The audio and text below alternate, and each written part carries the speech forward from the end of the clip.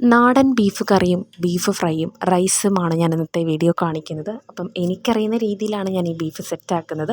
അപ്പോൾ ആദ്യം തന്നെ കുറച്ച് ബീഫിനകത്ത് മഞ്ഞൾപ്പൊടിയും ഉപ്പും ഇട്ട് മാറ്റി വെച്ചതിന് ശേഷം ഉള്ളിയും തക്കാളിയും പച്ചമുളകും പുതിനയിലയും മല്ലിയിലേക്കും വഴട്ടുന്നതിന് ആവശ്യമുള്ളതൊക്കെ നമ്മൾ അരിഞ്ഞ് സെറ്റാക്കണം. പിന്നെ കുക്കറിൽ കുറച്ച് എണ്ണ ഒഴിച്ച് തേങ്ങാക്കൊത്തിട്ടതിന് ശേഷം ഈ അരിഞ്ഞ് വെച്ചതെല്ലാം നല്ലോണം ഒന്ന് വഴറ്റിയതിന് ശേഷം ഒന്ന് നല്ല മുരിഞ്ഞ് സെറ്റാക്കി എടുക്കണം. പിന്നെ ഓൾറെഡി ഞാൻ ബീഫിനകത്ത് മസാല ഇട്ട് കുറച്ച് സെറ്റാക്കി വെച്ചിട്ടുണ്ടായിരുന്നു. അപ്പോൾ ഈ വഴണ്ട് വന്ന മസാലയിലോട്ട് ഞാൻ ഈ മീറ്റും കൂടെ ഞാൻ ആഡ് ചെയ്ത് കൊടുത്തിട്ടുണ്ടായിരുന്നു.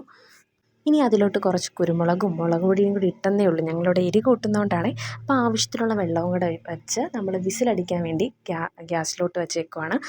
എത്രോണം നല്ല വിസിലടിക്കുന്നോ അത്രയും നല്ല പഞ്ഞി പോലെ നമ്മുടെ ബീഫ് കിട്ടും. ലാസ്റ്റ് നമ്മുടെ ബീഫ് കറി റെഡി ആയിട്ടുണ്ട്. നല്ല ചാറ് കുറുകിയും ഒരുപാട് നീണ്ടു പോകാത്ത രീതിയിൽ ഒരു നാടൻ ബീഫ് കറി ഞാൻ സെറ്റാക്കിയിട്ടുണ്ട്. പലരും പല രീതിയിലുള്ള മസാലയൊക്കെ ഇടും. ഞാൻ ഇത്രയേ ഇടത്തുള്ളൂ കേട്ടോ. ലാസ്റ്റ് കുറച്ച് വേണമെങ്കിൽ കുറച്ച് കുരുമുളകും പിന്നെ കറി ലീഫും കൂടെ എടുത്ത് നല്ല സെറ്റായിട്ട് ഒരു ബീഫ് കറി, നാടൻ ബീഫ് കറി ഇവിടെ റെഡി ആയിട്ടുണ്ട്. ഇനി കുറച്ച് ബീഫ് ഫ്രൈ ആയാലോ. അപ്പം കുറച്ച് ബീഫ് ഞാൻ ഓൾറെഡി മാറ്റി വെച്ചിട്ടുണ്ടായിരുന്നു. അതിലോട്ട് ഞാൻ കുറച്ച് മുളക് പൊടി, കുരുമുളക്, മഞ്ഞൾപ്പൊടി, ഉലുവ, ഗരം മസാല, ഉപ്പ്, നാരങ്ങാനീരൊക്കെ പിഴിഞ്ഞ് 1 മണിക്കൂർ മിക്സ് ചെയ്ത് മാറ്റി വെച്ചിട്ടുണ്ടായിരുന്നു കേട്ടോ. ഒരു കുഞ്ഞ് ചീനച്ചട്ടി എടുത്തിട്ട് ലേശം എണ്ണ ഒഴിക്കുന്നുള്ളൂ, ഒരുപാട് ഒഴിക്കുന്നില്ല. അതിലോട്ട് 2-3 ട്രിപ്പായിട്ട് ഈ ബീഫിട്ട് ഞാൻ ഫ്രൈ ചെയ്ത് വറുത്ത് കോരി മാറ്റി വെച്ചിട്ടുണ്ടായിരുന്നു.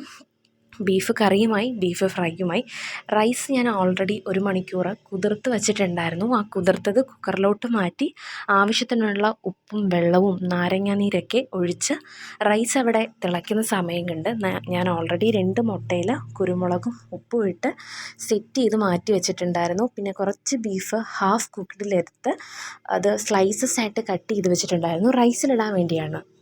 അപ്പം ലേശം ഈ ബീഫ് എടുത്ത് ഫ്രൈ ചെയ്യാമെന്ന് വെച്ചു. ഈ സ്ലൈസായിട്ടുള്ള ബീഫൊക്കെ എടുത്ത് ഫ്രൈ ചെയ്തതിന് ശേഷം അതേ ചട്ടിയിലോട്ട് ആ മുട്ട നമ്മൾ സെറ്റ് ചെയ്ത് വെച്ചതും കൂടെ ചിക്കി പൊരിച്ച് ചട്ടിയിൽ നിന്ന് മുട്ട വിട്ട് വരുന്ന രീതിയിൽ നമ്മൾ കുത്തിപ്പൊരിക്കും എന്നൊക്കെ പറയില്ലേ, അങ്ങനെ സെറ്റ് ചെയ്ത് മാറ്റി വെച്ചതിന് ശേഷം നമുക്ക് റൈസിന് ആവശ്യമായ കുറച്ച് വെജിറ്റബിൾസ് വേണം.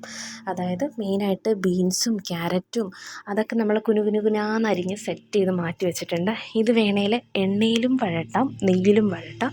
ഞാനിവിടെ ചൂസ് ചെയ്യുന്നത് നെയ്യാണ് കേട്ടോ. അപ്പം നെയ്യിലിട്ട് നല്ലോണം ഒന്ന് വഴട്ടിയെടുക്കുമ്പം ഈ വലുതായിട്ട് അരിഞ്ഞ പീസസൊക്കെ നല്ല മൊരിഞ്ഞ് കുഞ്ഞ് പീസാവും.